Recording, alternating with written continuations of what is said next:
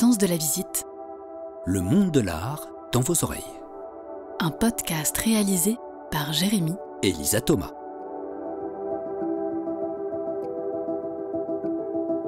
Avant de vous emmener dans le cœur brûlant de l'atelier d'un artiste souffleur de verre, on voudrait vous présenter Des mots et des arts. Un site internet qui propose tout au long de l'année des activités culturelles sur Paris, bien organisées, originales et très souvent hors des sentiers battus. Au programme, visites guidées d'expos, balades thématiques dans la ville ou cours d'histoire de l'art, et toutes les activités sont menées par des historiens de l'art spécialisés et passionnés. Alors, pour profiter de toutes ces activités, suivez-les sur leurs réseaux sociaux et sur leur site internet desmotsdesarts.com pour découvrir par exemple les coulisses du Collège des Bernardins, le théâtre du Châtelet ou participer à un atelier photo sur les hauteurs du Panthéon.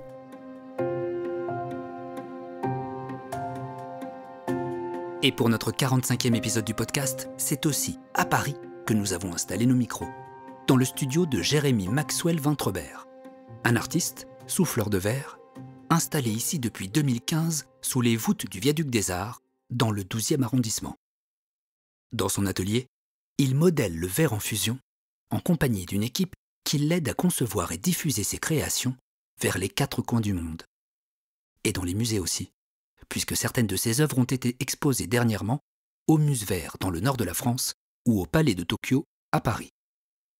Autodidacte né en 1980, son art du verre et du geste, il le peaufine depuis plus de 20 ans, ce qui lui permet aujourd'hui de réaliser des sculptures lumineuses, parfois volumineuses, mais toujours sans moule et à main levée, ce qui est en soi une prouesse technique.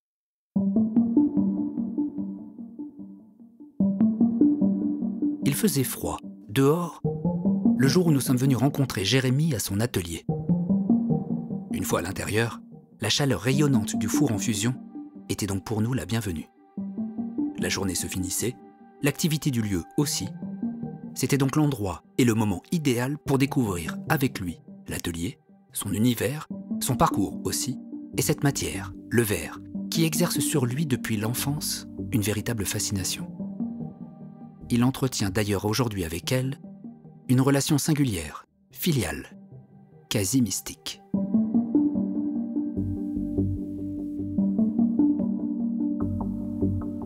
Un atelier de souffleur de verre, déjà, est construit autour d'un four de fusion où on va fusionner le sable qu'on transforme en verre.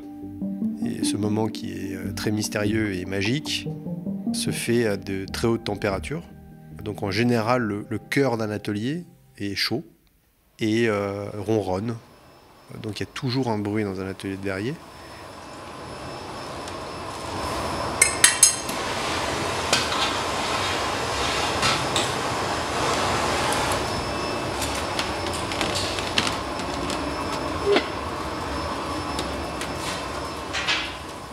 Et le four reste allumé 24 heures sur 24, 7 jours sur 7, toute l'année. Évidemment, sauf s'il tombe en panne ou pour des raisons de maintenance, on va l'éteindre. Nous, on l'éteint une fois par an. Et en tout cas pour moi, quand le four est éteint, c'est des moments qui sont toujours un peu compliqués parce qu'un four qui est éteint est comme un four mort. Donc c'est assez difficile pour moi. Il y a une pression permanente quand un four est allumé parce qu'il consomme de l'énergie pour garder une matière vivante. Et du coup, ça nourrit aussi l'obsession de la matière. Dès lors qu'on a une matière vivante et une énergie qui est consommée, on a envie de bosser, quoi. On ne veut pas la laisser comme ça. Et puis c'est de l'or liquide, donc c'est fascinant.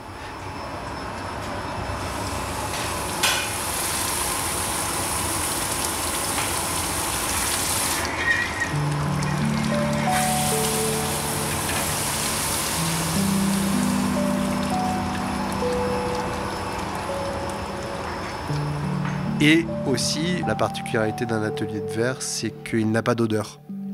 La céramique a une odeur, le bois a une odeur, le métal a une odeur. Chez un verrier, ça ne sent rien. Donc c'est assez particulier. Est-ce qu'il y a des règles qu'il faut suivre dans un atelier de souffleur de verre ? Il y a des règles en fait qui ne sont pas écrites au mur, mais qui sont innées dans un apprentissage parce qu'on est face à un danger qui est le feu et une matière qui est à 1200 degrés, donc à 1200 degrés, ça brûle pas la peau, ça la fond. En fait, c'est tellement chaud qu'en contact avec la peau, ça fait aucun bruit. C'est très impressionnant, ça enlève la peau comme du beurre. Donc c'est hyper dangereux. En plus, il y a des flammes, il y a des torches. Et instinctivement, tout le monde, en général, fait très attention, du coup, dans cet environnement-là. En plus, en général, on travaille avec un taux d'adrénaline qui est assez élevé, qui nous rend aussi beaucoup plus aux aguets du danger. Et peut-être il y a une règle, la personne qui a la canne dans la main a la priorité, par exemple. Parce que quand on souffle du verre, on ne peut pas s'arrêter de bouger.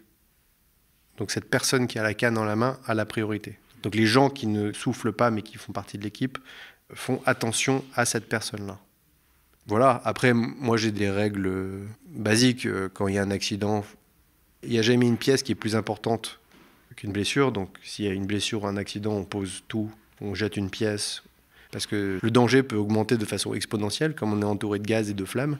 Un gaffeur ne doit jamais paniquer. Le gaffeur, c'est le chef d'équipe, on va dire. C'est un peu comme un art martial, en fait. Il faut être toujours un peu calme, une espèce de force tranquille. Et ça vient par expérience. Moi, j'ai vu des choses. Ouais, j'ai vu des choses dingues. Ça peut aller très, très vite. Dès qu'on parle de gaz, dès qu'on parle de matière à 1200 degrés, qui est un liquide, de flammes qui font 1 mètre, 1 mètre 20, tout ça dans un espace en général assez petit, parce que même quand on est 5, 6, on travaille dans 30 mètres carrés.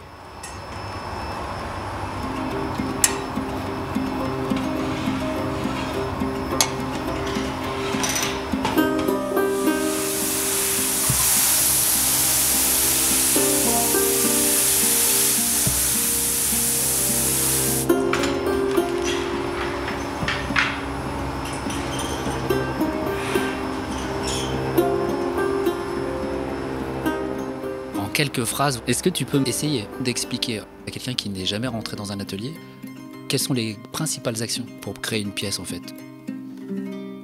Si on doit visualiser à quoi ressemble du soufflage, c'est un peu comme aller chercher du miel dans un pot de miel avec une cuillère. Une trop petite cuillère, et qu'on veut beaucoup de miel. C'est-à-dire qu'on va dans le miel et hop, on sort la cuillère, mais ça coule, et pour pas que ça coule, on tourne la cuillère. Voilà, c'est la base. C'est-à-dire qu'on va rentrer avec une canne dans un pot. Donc le verre est fusionné dans un énorme pot qui peut ressembler à un pot de miel. Et en plantant la canne dans la matière, en ressortant, si on ne tourne pas, la matière, le verre, coule au sol. Donc pour que le verre ne coule pas, il faut tourner. Et à partir du moment où on tourne, le verre au bout de la canne s'arrondit. Donc là, on a vraiment les bases de soufflage. Et à partir de ce moment-là, on ne va jamais s'arrêter de tourner jusqu'au moment où on a fini la pièce. Donc une fois qu'on commence, on doit aller au bout de la pièce, ce qui est aussi hyper intéressant. On ne peut pas s'arrêter pour réfléchir. Et à partir de ce moment-là, il faut tourner jusqu'au bout. L'effet de tourner, c'est pour contrer la gravité qui tire la matière vers le bas. Donc on a une canne qu'on tourne dans la main, qui est un axe. Et cet axe crée, avec la force centrifuge, une autre gravité, une contre-gravité. Et ce qui va nous donner cette forme ronde au bout de la canne. Et si on veut créer un volume, si on veut augmenter le volume de cette masse qui est au bout de la canne, elle est perforée, elle est creuse. On peut, de l'autre côté de la canne, souffler et injecter de l'air, et ça va gonfler comme un chewing-gum ou comme un ballon, ou ce qu'on veut imaginer, au bout de la canne. Le verre va gonfler, mais tout en tournant. Et si tu veux, je peux aussi te raconter le soufflage de verre d'une autre façon qui ressemble beaucoup plus à la vie. C'est-à-dire que tu vas, avec ta canne, aller chercher une graine de verre dans laquelle tu vas souffler. Tu vas donner une forme et une vie à cette graine qui va pousser au bout de la canne et qui va, pendant qu'elle pousse et pendant que tu lui donnes forme, graduellement refroidir. Et qui, une fois qu'elle aura pris sa forme éternelle, entre guillemets, tu vas créer un petit choc physique et un choc thermique sur la canne et séparer la canne de l'œuvre. Et l'œuvre, maintenant, va aller vivre sa vie. Et cette canne, tout d'un coup, devient le cordon ombilical entre toi et cette graine. Il y a quelque chose qui est très symbolique de la vie quand on souffle. Dans mon écosystème, le verre est vivant. Le verre a une âme, le verre a une conscience, et j'ai une conversation en permanence avec cette matière, qui est là depuis beaucoup plus longtemps que moi. et qui, à mon avis, sait des choses que je ne sais pas. Voilà. J'ai vu l'atelier il y a quelques jours, j'ai vu comment les gars travaillaient. Et en fait, il y a quelque chose qui m'a sauté, pas aux yeux, mais aux oreilles d'ailleurs, c'est les petits mots susurrés. En fait, je ne m'attendais pas à ça. Bon, effectivement, il y a une sorte de chorégraphie, quand la canne, elle sort, etc. Les gestes qui sont synchronisés entre les trois souffleurs notamment. Mais surtout, il y avait des petits mots susurrés. Et en plus, ces mots c'est dingue parce que c'est une équipe, c'est un atelier, on fait des choses qui sont très très techniques. Il y a un savoir-faire monstrueux dans cet atelier entre les gens qui ont voyagé dans plein d'ateliers dans le monde. Enfin. Et c'est un savoir-faire qui existe depuis plus de 6000 ans. Mais c'est un savoir-faire qui est tellement gestuel et tellement abstrait qu'il n'y a pas de mots pour être précis dans ce qu'on fait.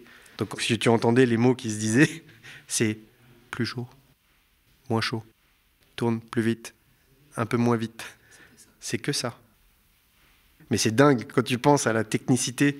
Tu vois, quand tu entends deux métallos qui me parlent de la technicité d'une pièce et comment ils vont l'aborder, c'est complexe. C'est un langage qui est très technique, qui est très riche quelque part. T'entends deux verriers parler, c'est vraiment, t'as l'impression que le mec il est en train de faire une crêpe, quoi.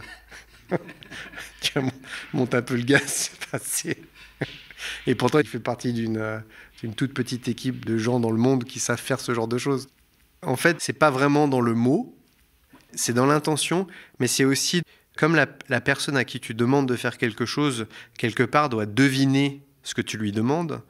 Le moins d'informations tu lui donnes, le plus tu lui laisses de place pour trouver la solution. Tout est au moment présent. Tu ne peux pas t'arrêter. On ne peut pas poser la canne et en parler. Si tu lui donnes trop de mots, ou si tu lui donnes trop de volume, ou trop d'ego, tu vas le perdre, le gars. Donc. Et ça s'appelle l'apprentissage. Au fur et à mesure, il va roder son geste et il va comprendre les différents tons et les différents mots et à quel moment ils apparaissent. Et les verriers, en général, au bout de 15-20 ans, ils ont développé leur façon de travailler, leur langage, leur façon d'aborder la matière, leur façon de travailler en équipe, le geste. Et moi, j'ai toujours penché vers des profils et des gens et une façon de travailler qui est plus dans la sérénité et de pousser la technique en le faisant de façon le plus calme possible.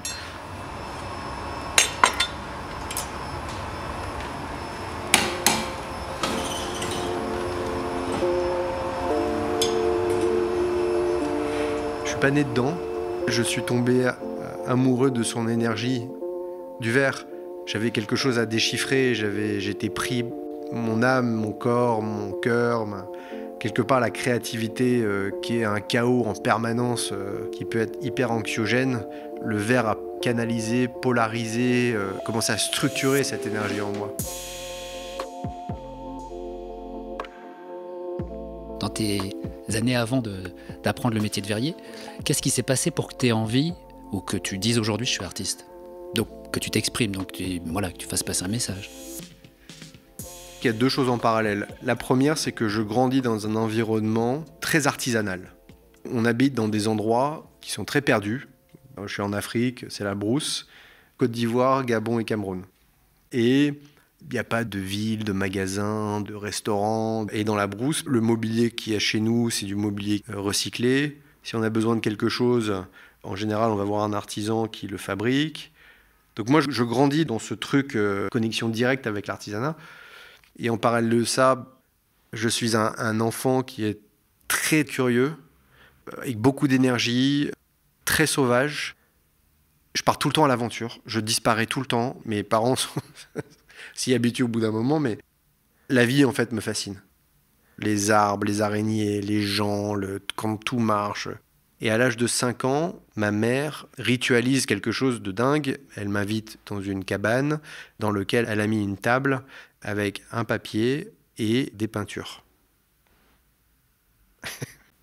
Et ce moment-là, ça a été le moment, jusqu'à aujourd'hui, probablement le plus puissant que j'ai jamais vécu.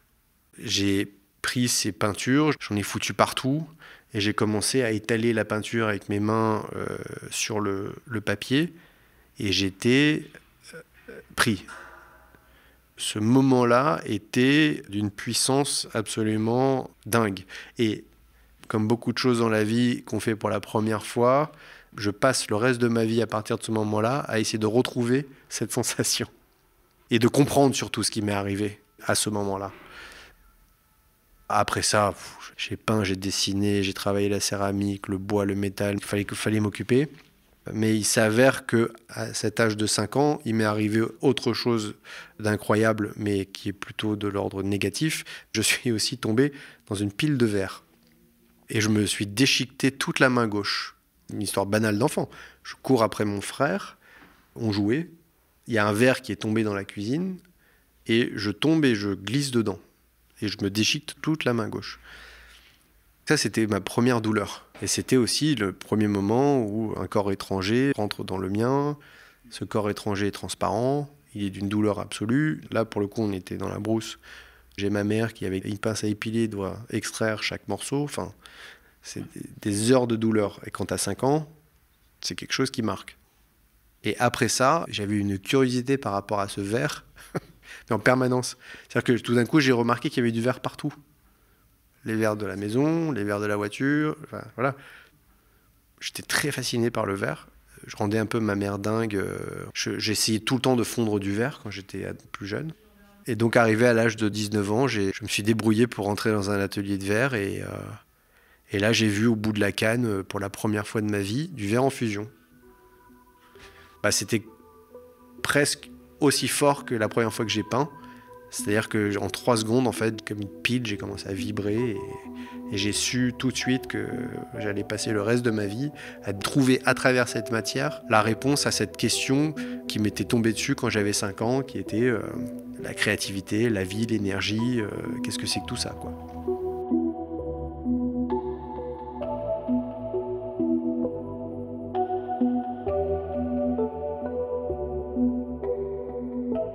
Après, j'ai un parcours personnel qui est assez atypique. J'ai grandi en Afrique.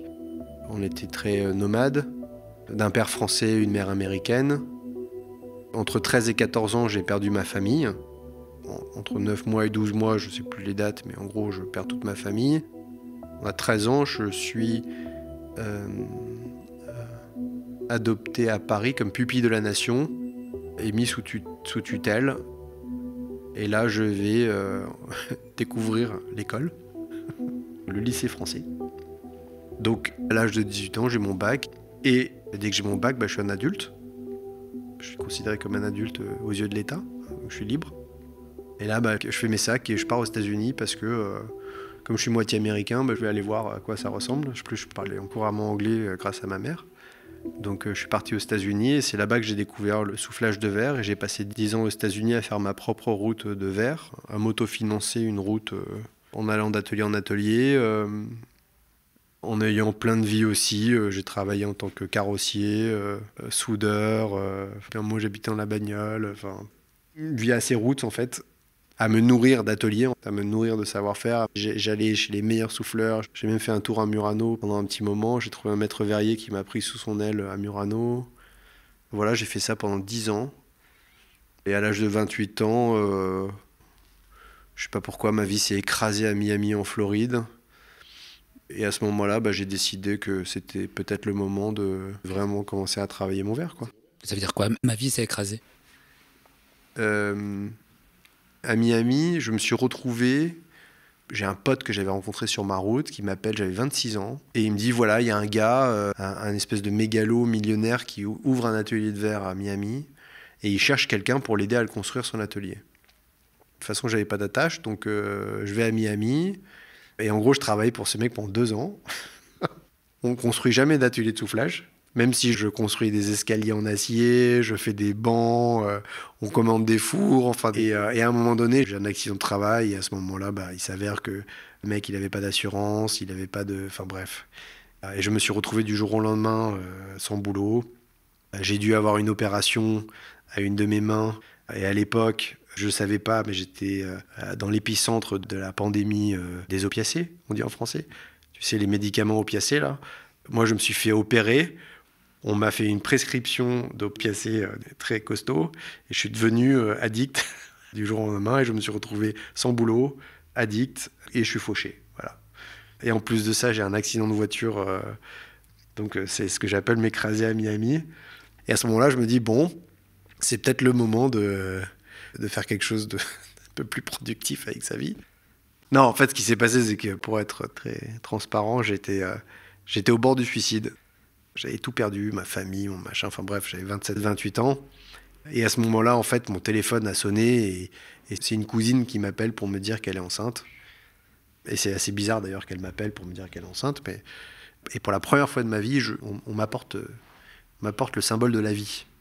Moi, jusque-là, j'avais connu que la mort. Donc, il y a un être humain qui va naître. Et donc, il y a un truc génétique, je pense. Parce que comme c'est ma cousine, il y a la continuité. Et en fait, au lieu de me foutre par la fenêtre, j'ai fait mes sacs, je suis revenu à Paris. Et je suis venu voir la naissance de cette petite fille, Adèle. Et à partir de ce moment-là, en fait, j'ai décidé de poursuivre mon savoir-faire de façon acharnée, enfin ma passion pour le verre et pour la créativité. Et voilà, cette petite fille est née. Et moi, j'ai fait 5 ans de sobriété, j'ai travaillé sur mon addiction, j'ai commencé à trouver des ateliers, à souffler du verre. Et petit à petit, j'ai construit mon truc, quoi. Et en 2015, j'ai ouvert mon premier atelier à Paris.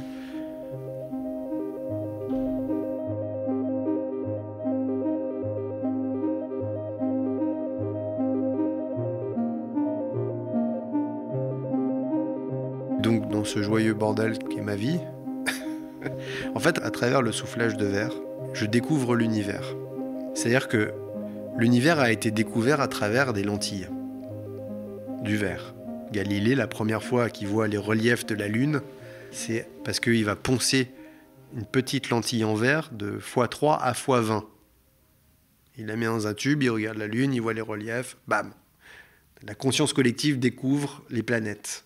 Et à l'inverse, le microscope, on va découvrir ce qu'on appelle des microbes.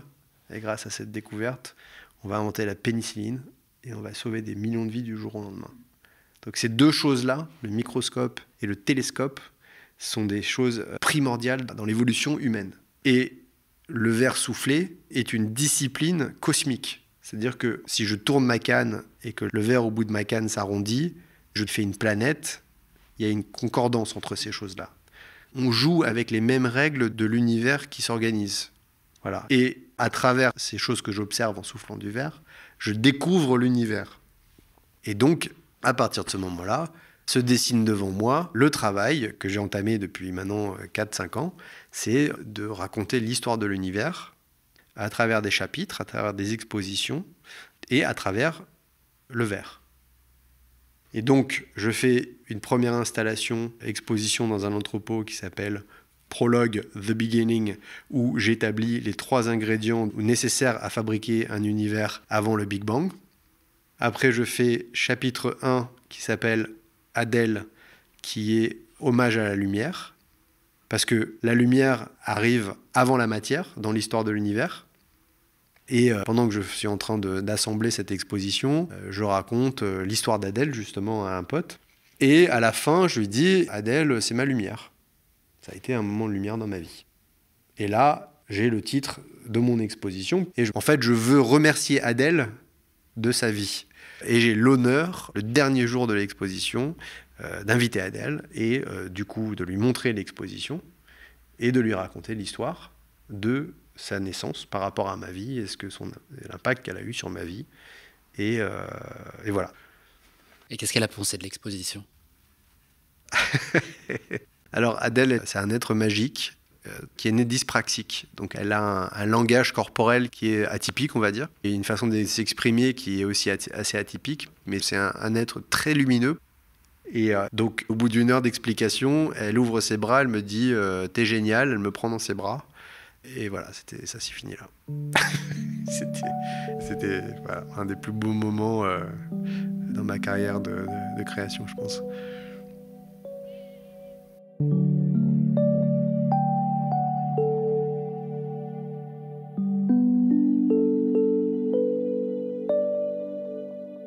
Puisque tu parles du passé ou de l'histoire du verre, comment tu vois son futur dans notre société et ton métier en particulier ? Certaines personnes dans le monde scientifique acceptent qu'on est dans l'âge du verre. Parce que justement, le verre est quelque chose, d'un point de vue scientifique, qui aujourd'hui nous libère encore de notre passé. Le dernier télescope qui a été envoyé, le James Webb, c'est des panneaux en verre. Et au tout début, les mecs qui faisaient les télescopes devaient travailler avec des artisans verriers pour faire des verres très purs, concaves avec les bons angles et tout ça. C'était des techniques absolument dingues. Internet, l'information, la révolution de tout ça, c'est la fibre optique. C'est du verre. C'est des filaments de verre dans des gaines. C'est du verre. Mais c'est ce que j'adore avec le verre.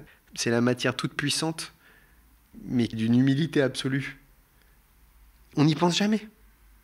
Et pourtant, c'est une matière qui a sauvé des millions de vies, qui nous a fait pousser notre conscience, qui continue à le faire.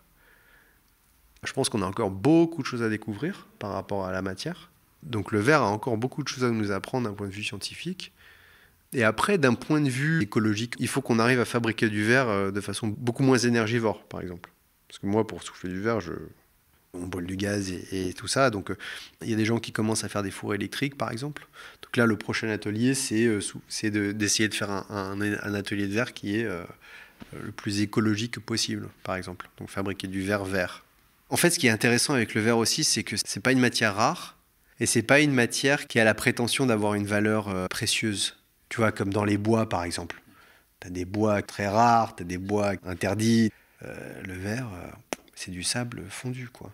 Après, tu as des qualités de sable, mais le sable est en abondance. Le problème n'est pas vraiment la matière première. C'est vraiment une question d'énergie. Comment est-ce qu'on va fabriquer le verre de façon beaucoup plus écologique? Et le métier de souffleur de verre en particulier? Alors ça, c'est plus compliqué. Le métier de souffleur de verre, c'est quelque chose qui disparaît, malheureusement. Ce qui est beaucoup plus triste, c'est la structure qui maintient le soufflage qui, elle, est vraiment en train de disparaître. C'est-à-dire que les gens qui fabriquent des fours de fusion, comme il y a moins de verriers, comme il y a moins d'ateliers, il y a moins de gens pour leur fabriquer. Enfin, il n'y a pas de business, quoi. Les fabricants de couleurs, il n'y en a plus qu'une poignée dans le monde. Moi, le mec qui fabrique mes outils à la main, il n'a pas de repreneur, il va bientôt être à la retraite. Le soufflage de verre, c'est pas juste un travail d'équipe dans l'atelier. Tu as une pyramide derrière toi de gens qui te permettent d'être souffleur de verre. Donc c'est aussi un truc... Et la tragédie et la tristesse de nos métiers comme ils disparaissent, c'est justement toute cette structure derrière qui disparaît. Elle, pour le coup, elle disparaît très très vite. Et ça c'est inquiétant. J'imagine qu'à ton niveau, tu dois lutter contre ça. Enfin, tu dois faire quelque chose pour lutter contre ce fait que le geste va se perdre. Déjà, ton atelier donne sur la rue. Moi, le premier, j'ai regardé ce qui se faisait. Obligatoirement, c'est captivant. Donc j'imagine qu'il y a des gens dans la rue qui passent et qui regardent déjà. Moi, j'ai fait ce choix-là d'être en vitrine parce que le verre m'a tellement donné que ce n'est que normal que de redonner. Donc il y a effectivement cette vitrine et ça inspire des jeunes dans le quartier, ça inspire des gens qui passent devant. Il y a des jeunes aujourd'hui qui ont découvert le verre par cet atelier et qui aujourd'hui essayent d'en faire une carrière. Donc ça crée des vocations.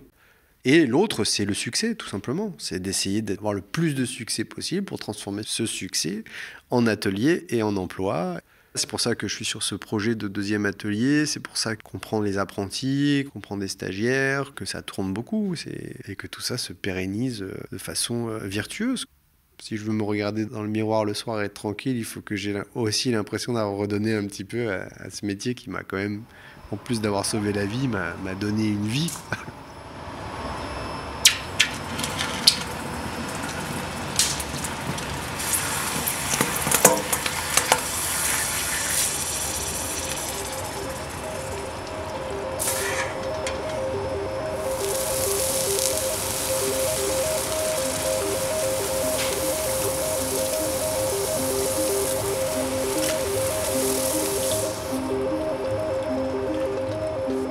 L'écosystème dans lequel le verre existe, en fusion, c'est 1200 degrés. Très peu de choses physiques résistent à cette température-là. Le verre, par contre, à cette température-là, prend vie. Et l'idée que cette matière, avec beaucoup d'énergie, c'est la seule matière qui reste et qui, en plus, prend vie, me raconte énormément de choses par rapport à ce qu'elle est. Le verre, c'est une des matières les plus denses dans notre univers à nous. Le poids au centimètre cube, d'autres matières qui peuvent être compressées plus que ça. Et aussi assez fascinant, parce qu'elle est transparente et a l'air complètement volatile et légère au bout d'une canne, et sa luminosité fait que presque elle s'envole. Mais non, en fait, ça pèse le poids d'un âne mort, ça te brûle, ça griffe. Donc, si je veux pousser mon exigence à moi, je la calque sur cette matière tous les jours, qui est intransigeante, qui est exigeante au plus haut point. J'ai l'impression que quand tu parles du verre, quand tu le décris, tu parles beaucoup de toi. Ouais, c'est la grande question. Est-ce que j'ai rencontré quelque chose qui me ressemble ? Est-ce que j'ai rencontré quelque chose qui m'a construit comme ça ? Est-ce que je modélise le verre ou est-ce que je suis en train d'être modélisé par le verre ? Parce que je dois obéir à ces règles. Mon espace de liberté, entre guillemets, est très limité. Le verre est tellement exigeant, la tension est tellement haute. Comme je te dis, moi, quand je vais faire mon cueillage, pour être très précis, je le cueille à 1120 degrés. Quand j'ai fini la pièce, 1 heure après, 2 heures après, elle est entre 510 et 530 degrés. Entre 1120 et 510 et 530 degrés, j'ai pas de thermomètre, j'ai pas de laser. La fenêtre de tir, la fenêtre d'existence hors choc thermique se joue des fois à 15, 10, 30 degrés. Et ça, il faut l'intégrer physiquement, parce qu'on ne peut pas le voir à l'œil et on ne peut pas prendre la température à un moment T avec un thermomètre. Et cette tension-là, elle existe du début à la fin. Par exemple, quand on passe de l'automne à l'hiver, ou de l'été à l'automne, ou quand il y a un changement de température assez drastique, et qu'on ne l'intègre pas dans notre travail, et que peut-être on a laissé une fenêtre ouverte, eh ben, on peut perdre des pièces pendant la journée parce qu'il y a un courant d'air qui est 5 degrés plus froid que hier, on ne l'a pas pris en compte, et clac. Il y a une tension absolument dingue. On peut perdre une pièce au bout de 2 heures de travail parce qu'une goutte de transpiration est tombée dessus. Ce qui va faire un choc thermique, casser la matrix et fissurer la pièce. Et il n'y a plus qu'à la jeter. Et parce qu'en plus de ça, même si ça fait 22 ans que je souffle, la matière me brûle de la même façon. C'est-à-dire qu'elle ne pardonne pas. Je peux lui dédier toute ma vie, tous les jours, toute ma vie. 43 ans, elle me brûlera de la même façon que le premier jour. Sans problème.